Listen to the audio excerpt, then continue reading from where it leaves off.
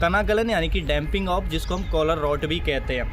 बहुत सारे किसान भाई हमें कमेंट कर रहे हैं कि हमने खीरे की फसल लगाई है, उसका तना गल के वहाँ पे रॉटिंग हो रही है और हमारा पौधा गिर के टूट जा रहा है, पौधा टूट जाता है। और इसी तरीके से टमाटर के किसान हमें कमेंट कर रहे हैं। तो ये देखिए टमाटर के अंदर आपको खीरे के अंदर और भी सब्जी वर्गीय फसलों के अंदर बहुत ज़्यादा ये समस्या देखने को मिलती है। तो देखिए जो डैम्पिंग ऑफ होता है, कॉलर रॉट होता है, इसके आने के क्या कारण होते हैं और इसको इफ़ेक्टिवली कंट्रोल करने के लिए कौन सा केमिकल सबसे बेस्ट है। बहुत सारे किसान भाई हमें कमेंट कर रहे हैं कि मैंने ये केमिकल का ड्रिंच किया या स्प्रे किया। तो इसमें देखिए स्प्रे ज़रूरी है, ड्रिंच ज़रूरी है, ये भी आपको समझना पड़ेगा। साथ में कौन सा बेस्ट इसके लिए फफूंदीनाशक है वो हम जानेंगे, क्योंकि बहुत सारे किसान भाई कमेंट कर रहे हैं कि हमने थायोफेनेट मिथाइल जो एक सिस्टेमिक एक्शन से काम करने वाला फंजीसाइड हमने इसका ड्रिंच किया। तो देखिए वो उतना ज़्यादा इफेक्टिव नहीं रहेगा। इसके अंदर कॉन्टैक्ट फंजीसाइड ज़्यादा इफेक्टिव होता है। तो कौन सा फंजीसाइड ज़्यादा इफेक्टिव होता है वो भी हम बात करेंगे, कौन कौन सा आपको ड्रिंच करना चाहिए यदि आपको ये समस्या देखने को मिलती है। उससे पहले आपको ये भी समझना पड़ेगा कि ये समस्या आने के पीछे का कारण क्या है, क्योंकि जब तक आप कारण नहीं समझोगे तो तब तक आप अच्छे से उसका ट्रीटमेंट नहीं कर पाओगे, उसको आने से पहले ही आप नहीं रोक पाओगे। तो इसलिए उसके पीछे का रीज़न जानना बहुत ज़रूरी है। चलिए समझते हैं इसके बारे में। पहले ये समस्या आती क्यों है। देखिए डैम्पिंग ऑफ जो है वो ज़्यादा छोटे पौधे में हमें देखने को मिलेगा, या तो नर्सरी स्टेज में देखने को मिलता है, या नर्सरी जैसे ही हमने ट्रांसप्लांट किया फील्ड के अंदर तो अर्ली स्टेज में हमें देखने को मिलता है। उसमें क्या है डैम्पिंग ऑफ में कि पौधा वहीं से गलने लगता है, यानी कि मिट्टी के पास से जो पौधा है उसमें गलन आ जाती है, उसका जो तना है वो सड़ जाता है, गल जाता है और जिससे पौधा गिर जाता है। इसलिए हम इसको डैम्पिंग ऑफ कहते हैं। डैम्पिंग ऑफ मतलब गिर जाना, तो पौधा गिर जाता है। ये जो रोग आता है ये हमारे पीथियम फंगस के कारण आता है, राइजोक्टोनिया फंगस के कारण आता है, फाइटोप्थोरा फंगस के कारण आता है, फ्यूजिनियम फंगस के कारण आता है। यानी कि ये जो सॉइल बॉर्न फंगस है इनके कारण ये जो तना गलन की समस्या हमें देखने को मिलती है।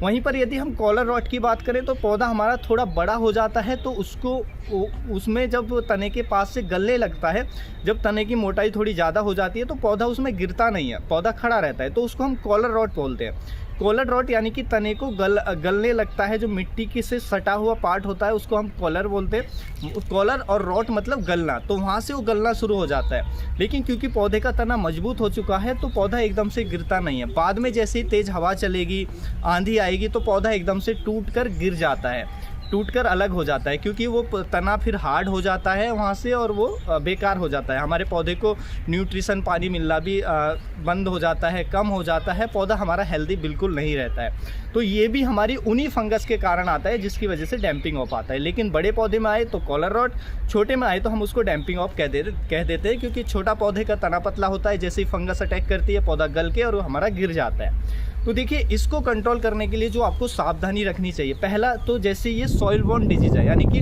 मिट्टी के से आने वाला एक रोग है। तो हमारी मिट्टी में अगर ये फंगस ज़्यादा हैं, जैसे फाइटोप्थोरा फंगस है, राइजोक्टोनिया फंगस है, तो इनको हमें मिट्टी के अंदर नष्ट करना पड़ेगा, यानी कि हमें मिट्टी का ट्रीटमेंट करना पड़ेगा। सॉइल ट्रीटमेंट के लिए आपको ज़रूरी है कि आप अपनी मिट्टी के अंदर ट्राइकोडर्मा स्यूडोमोनास का यूज करें। खेत की बुवाई के समय, बेड प्रिपरेशन के समय आप इसको गोबर की खाद में मिक्स करके ज़रूर डालें। उसके बाद देखिए इसका आने का जो कारण है, जब ज़्यादा ये आता है जब हमारे तने के पास मॉइस्चर ज़्यादा होता है, यानी कि नमी ज़्यादा बनी रहे, अगर उस तने के पास, स्टेम के पास हैवी मॉइस्चर रहे तो उस समय ये तेज़ी से स्प्रेड होता है और तेज़ी से इसकी समस्या फैलती है। तो हमेशा ध्यान रखें कि अगर मिट्टी के तने के पास ज़्यादा मॉइस्चर है तो वहाँ पे वीडिंग करें, थोड़ा सा वहाँ पे एरेशन हो और वहाँ पे ज़्यादा मॉइस्चर ना आने दें, पानी इतना दें कि ऊपर तक तने के पास मॉइस्चर ना पहुँचे, नमी ज़्यादा ना पहुँचे। तो इसका आपको ज़रूर ख्याल रखना है, जब भी आप इसको कंट्रोल कर पाएंगे। और देखिए यदि नमी ज़्यादा है तो हमें अभी फंजीसाइड का ड्रिंच नहीं करना है, पहले हमें नमी को कम करना है। आपको पहले वीडिंग करनी पड़ेगी, थोड़ा एरेशन वहाँ पे पहुँचे, और फिर जो जैसे ही मॉइस्चर कम हो ऊपर का सॉइल सरफेस का, तो आप फिर ड्रिंच करें। और देखिए इसमें हमेशा ड्रिंच ही काम करता है, यानी कि आपको स्प्रे काम नहीं करेगा, ड्रिंच करेंगे तभी आपका ये कंट्रोल होगा, स्प्रे से आपको कोई रिजल्ट नहीं मिलेंगे। ड्रिंच भी आपको जो करना है वो आप कोशिश करें कि कोई सिस्टेमिक फंजीसाइड बिल्कुल ना लें। इसके लिए जो आपको लेना है वो लेना है कॉन्टैक्ट फंजीसाइड, जो कॉन्टैक्ट एक्शन से काम करता है। सिस्टेमिक का भी उतना अच्छा रिजल्ट आपको नहीं मिलेगा इसके अंदर, कॉलर रॉट या डैम्पिंग ऑफ के अंदर। आपको हमेशा कॉन्टैक्ट फंजीसाइड लेना है। कॉन्टैक्ट फंजीसाइड में जो आप यूज कर सकते हैं, जो बेस्ट रिजल्ट हैं जिनके इसके खिलाफ, एक तो हमारा आता है यदि आपकी बेल वर्गीय फसल है तो उसमें सबसे अच्छा हमारा रहता है कवच फंजीसाइड, क्योंकि कवच देखिए इसको तो कंट्रोल करेगा, कॉलर रॉट को तो कंट्रोल करेगा, और उसमें बेल वर्गीय फसलों में हमें जो गमी स्टेम ब्लाइट डिजीज होता है उसकी समस्या भी बहुत ज़्यादा देखने को मिलती है। और गमी स्टेम ब्लाइट भी तने के पास से ही स्टार्ट होती है उसकी फंगस।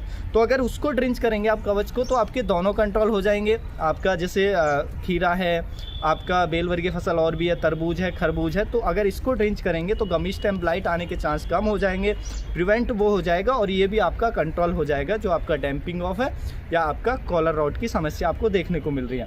देखिए हमेशा ध्यान रखें जब भी कोई भी फंजीसाइड आप ड्रिंच करें तो डोज कम कर दें। यदि पौधा छोटा है, पौधा अभी लगाया है, डैम्पिंग ऑफ की समस्या छोटे पौधे में आती है, तो कम डोज के साथ दें। जो आपको ड्रिंच करना है, यदि बड़ी क्रॉप है तो 2 ग्राम पर लीटर के हिसाब से मिक्स करके कवच फंजीसाइड आप दे सकते हैं। कवच के अंदर क्लोरोथालोनिल टेक्निकल होता है जो 75% देखने को मिलता है। आप ये टेक्निकल किसी भी ब्रांड में आता है, आप वो ले सकते हैं, ज़रूरी नहीं कि आपको कवच ब्रांड ही लेना है। तो आप इसको ड्रिंच कर देंगे तो भी आपका अच्छे से कंट्रोल हो जाएगा। दूसरा, अगर आपकी और भी कोई क्रॉप है तो उसमें जैसे टमाटर में, मिर्ची में, तो सबसे अच्छा है आप ले लें कॉपर ऑक्सीक्लोराइड। हालांकि कॉपर ऑक्सीक्लोराइड को आप इनके अंदर भी यूज कर सकते हैं, बेल वर्गीय फसलों के अंदर भी, डैम्पिंग ऑफ कॉलर रॉट को रोकने के लिए, तो उन पे बहुत अच्छा रिजल्ट है। तो उसको आप जो कॉपर ऑक्सीक्लोराइड है उसका ड्रिंच कर देंगे, वो भी एक कॉन्टैक्ट एक्शन से काम करने वाला फंजीसाइड है। तो जो भी कॉन्टैक्ट एक्शन से काम करने वाले फंजीसाइड है वो अच्छा काम करते हैं। या हमारा जो मैनकोजेब आता है जो 75% WP फॉर्मुलेशन में आता है, जो बहुत सस्ते में भी आपको मिल जाता है, आप उसका ड्रिंच कर सकते हैं, वो भी अच्छे से इसको कंट्रोल कर देगा। तो ये जो कॉन्टैक्ट फंजीसाइड है बहुत अच्छे से इफेक्टिवली जो हमारा डैम्पिंग ऑफ कॉलर रॉट को कंट्रोल करता है। और कवच जो हमारा मैनकोजेब फंजीसाइड है जो M45 के नाम से आता है, ये हमारा जो आता है जो गमी स्टेम ब्लाइट हमें देखने को मिलता है उसको भी कंट्रोल करने में इफेक्टिव होता है। तो कवच का इसका आप ले सकते हैं बेल वर्गीय फसलों के अंदर, कवच या M45 का, और कॉपर ऑक्सीक्लोराइड का आप अन्य फसलों के अंदर ले सकते हैं। हालांकि कॉपर ऑक्सीक्लोराइड का बेल वर्गीय फसलों में भी यूज कर सकते हैं। तो ये कॉन्टैक्ट फंजीसाइड है, इनका ड्रिंच लें तो आपका ये जो भी कॉलर रॉट डैम्पिंग ऑफ की समस्या आ रही है ये कंट्रोल हो जाएगी। और फिर आपको थोड़ा मॉइस्चर का भी ध्यान रखना है कि आप ऐसा ज़्यादा इरिगेट ना करें, यानी कि ज़्यादा सिंचाई फसल की ना करें कि तने के आसपास जो ज़्यादा नमी लंबे समय तक बनी रहे, तो फिर इसको कंट्रोल करना थोड़ा डिफ़िकल्ट हो जाएगा। तो आप इन फंजीसाइड का यूज करके, ड्रिंच करके आप जो हमारा इसको कंट्रोल कर सकते हैं। और चाहें तो आप इनके अंदर कोई भी इंसेक्टिसाइड भी मिक्स करके आप ड्रिंच कर सकते हैं। यदि कोई इंसेक्टिसाइड आप देना चाहते हैं ड्रिंचिंग में तो वो भी यूज कर सकते हैं। तो उम्मीद है जो जानकारी है आपको अच्छी लगी होगी। जानकारी अच्छी लगी तो वीडियो को लाइक, शेयर एंड सब्सक्राइब करना बिल्कुल ना भूलें। मिलेंगे हम आपको एक और नई वीडियो में नई जानकारी के साथ, तब तक के लिए आप अपना ख्याल रखें।